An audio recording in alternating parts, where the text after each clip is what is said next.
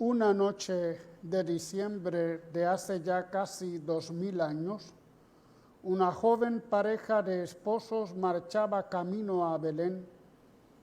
El emperador de Roma, César Augusto, había ordenado un censo en todo el imperio y cada súbdito debía ser empadronado en su propia ciudad.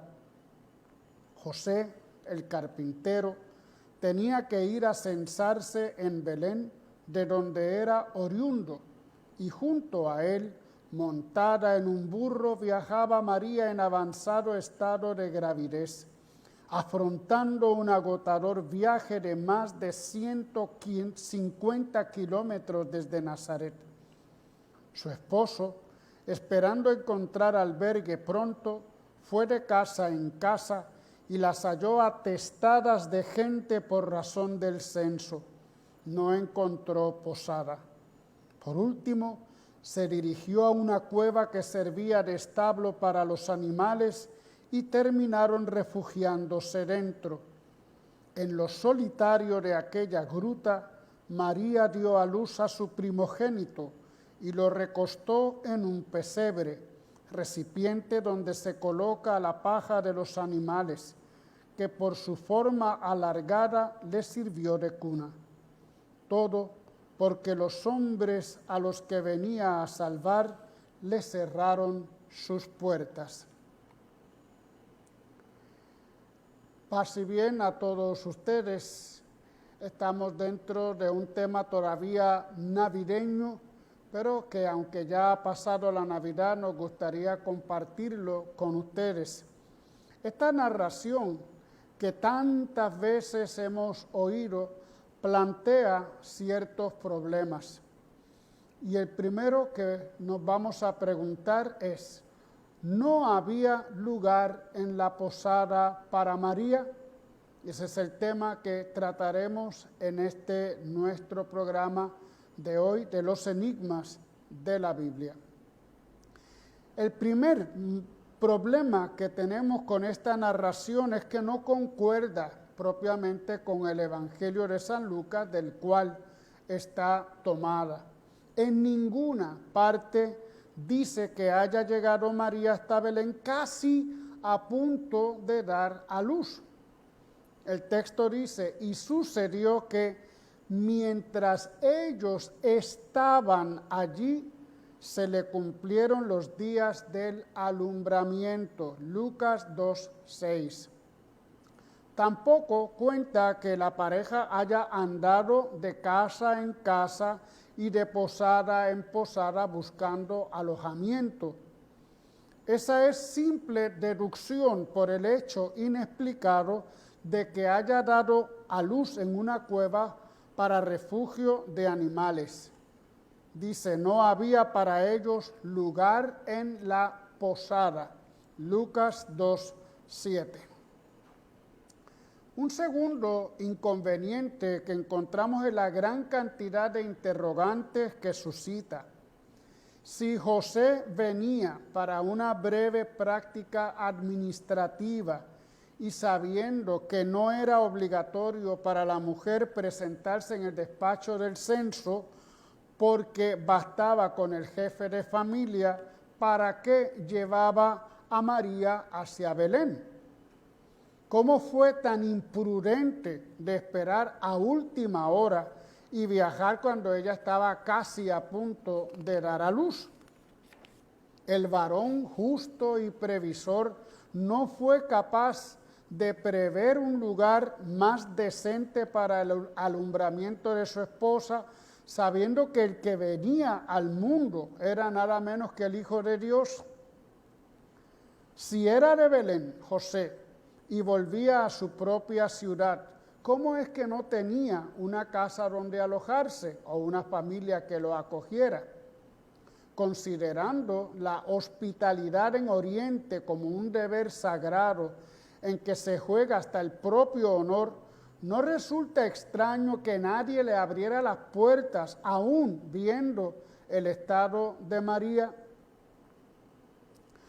Parece que estamos en un callejón sin salida, pero todo el problema radica en que hemos hecho una lectura errónea del Evangelio de Lucas, al que hemos añadido también mucha imaginación.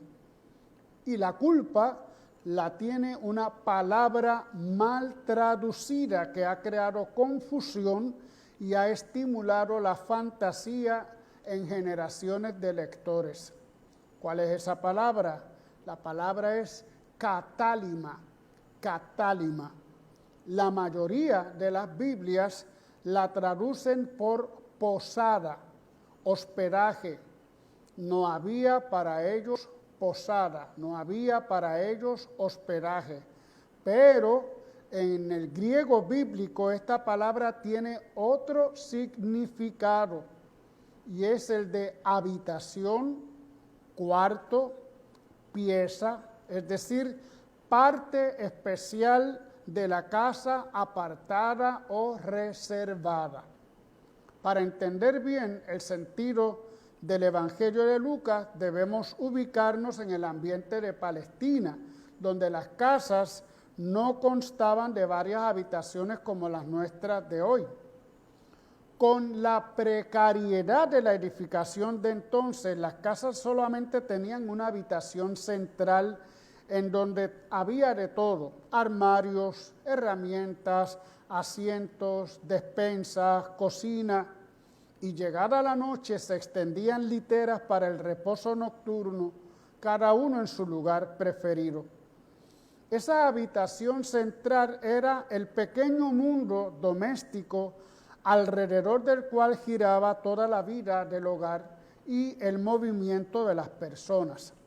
Pero, además de la sala principal, las casas tenían adosado algún ambiente más pequeño, reservado, a veces empleado para depósito o para eventuales huéspedes, con separadores agregados para mayor privacidad. Esta habitación servía sobre todo cuando en la casa había alguna parturienta, porque en Israel, cuando una mujer daba a luz, quedaba impura durante 40 u 80 días por la pérdida de sangre que había sufrido.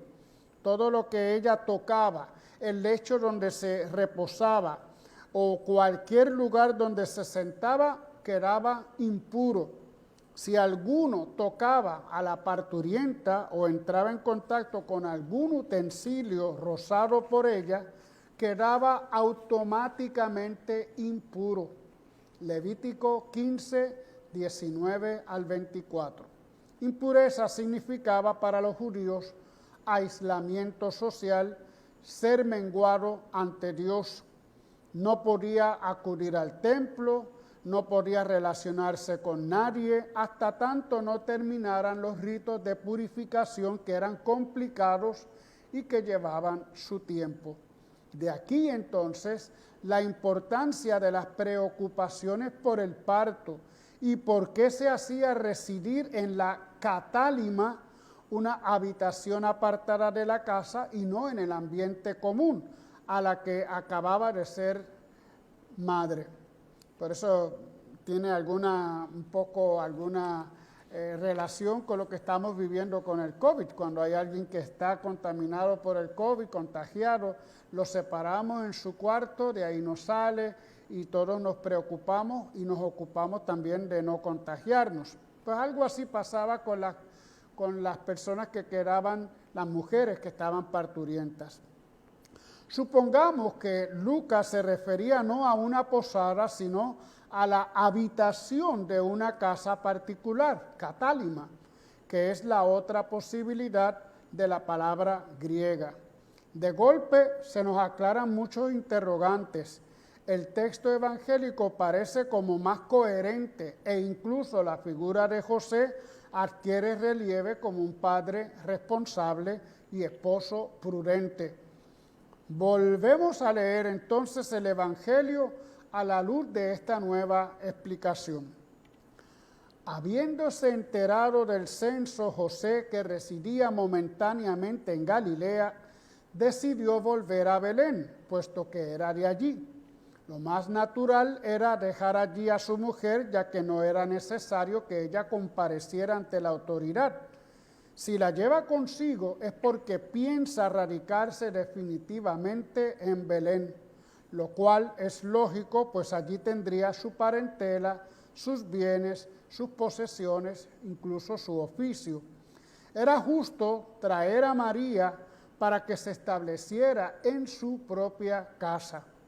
Por eso se pusieron en marcha con mucho tiempo, con la prudencia de los santos y evitar dificultades de último momento. El viaje duraría unos 10 días por el camino largo y accidentado y habrían llegado a su patria varios meses antes del parto. Varios meses antes del parto. Dice Lucas, mientras ellos estaban allí, se le cumplieron los días del alumbramiento. Pero era la época del censo y muchos betlemitas se habían instalado en las hospederías, en las habitaciones y en las casas particulares. También ellos habrían alojado en todas las dependencias de su casa a parientes y amigos. Entonces, cuando María advierte que no había lugar donde dar a luz dignamente, discretamente, sin molestar ni ser molestada y sobre todo sin convertir en impuros a los habitantes de la casa. Es decir, no había lugar en la habitación reservada de la casa, la catálima. Por ello, sin ofender a ninguno de sus parientes, se retiraron a la gruta establo que todas las casas en Belén tenían y aún tienen para albergar animales. Y allí, en una gruta, en la gruta de su propia casa, adaptada como refugio y adecentada por José lo mejor posible, poco tiempo después, María dio a luz y las demás mujeres la ayudaron. Como cuna, tomaron un pequeño pesebre, un cajón donde se ponía el alimento para los animales domésticos. Lo limpiaron bien, le pusieron heno fresco y lo cubrieron con un paño. Esto es lo que se deduce del texto. Y dio a luz a su hijo primogénito, lo envolvió en pañales y lo acostó en un pesebre porque no tenían lugar en la sala. El evangelista aclara que no había lugar solo para ellos, lo cual indica que para otros sí habría habido un lugar cualquiera para descansar, ya que las camas de Palestina no son sino una estera extendida en el suelo. Pero para ellos que debían observar las prescripciones de la ley judía referente a la impureza ritual, para ellos no. Todavía podríamos agregar, para ellos tan reacios a molestar, tan delicados, tan persuadidos del misterio que custodiaban celosamente, para ellos no había lugar en medio del vaivén, del ruido, de la promiscuidad que reinaban en la parte superior de la casa. Es decir, que fue una de las grutas destinadas para establos de la casa de la familia de José en Belén, donde tuvo lugar el nacimiento del Mesías. La palabra catálima aparece también en Lucas en el episodio de la última cena. Dice, y díganle al dueño de la casa, dice el maestro, ¿dónde está la sala catálima en la que pueda comer la Pascua con mis discípulos? Lucas 22:11. Jesús no celebró la última cena en ninguna posada, sino en una casa, cuyo dueño preparó una habitación reservada para él y para sus apóstoles. También lo confirma la parábola del buen samaritano, donde Lucas relata que llevó al herido hasta una posada, y no usa la palabra catálima, sino que usa la palabra pandoieion, lo cual explica el sentido que quiso dar en el relato del nacimiento, no una posada, sino más bien una habitación. La tradición arqueológica comparte ese modo de pensar, que nos parece un poquito extraño, pero ahí lo exponemos. En efecto, en la ciudad de Belén todavía existe la gruta que durante siglos ha sido identificada por los peregrinos como la gruta del nacimiento de Cristo. Todos los estudios que se realizaron en torno a ella revelan que no se trata de una cueva cualquiera perdida en el meandro de algún sendero palestino, sino incorporada a una vivienda como recinto estable. En lugar de aquella casa, hoy se ha construido una majestuosa basílica que la conmemora. Las escenas que se realizan en las parroquias, las posadas, nos presentan sin querer a un José inconsciente, obrando con negligencia, cuya torpeza casi acaba en un mal parto para su esposa. Pero en realidad se trata de una triste deformación, pues José de Belén fue un verdadero padre para Jesús y un auténtico esposo para María, y su papel fue esencial en el plan de Dios. Para nacer, Jesucristo tenía preparada su habitación, su techo, su casa, eran suyas. Su padre legal las había aprontado para cuando él viniera al mundo, pero por las circunstancias del momento del alumbramiento, otros la necesitaban. Con un gesto decidido determinó dejar el lugar previsto y bajar al tosco establo. Dicen los psicólogos que las experiencias prenatales influyen de un modo determinante en los niños. Sea como fuere, este suceso habría de marcarlo para siempre. Jesús no nació pobre porque las circunstancias así lo exigieron, sino por una opción libre de José. Y cuando creció, decidió abrazar perpetuamente la pobreza a la que fue fiel durante toda su vida. Vivió pobre, compartió lo que tenía, se rodeó de los más necesitados, comió de lo que le daban, murió en la más absoluta indigencia. Jamás exigió nada para él. No quiso ocupar algo que a otros podría hacerles falta. Se lo vio aplicar constantemente el principio de que si alguien necesitaba su habitación, él debía bajar al establo. Al fin y al cabo, su padre José se lo había enseñado.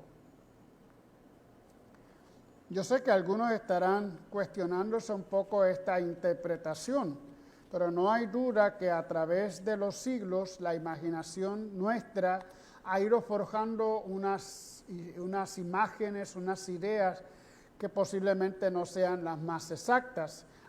Esto en cuanto que hablamos del nacimiento de Jesús, que como recuerdo no son datos tan históricos como teológicos, son más bien teología narrativa a través de los cuales se nos da un mensaje.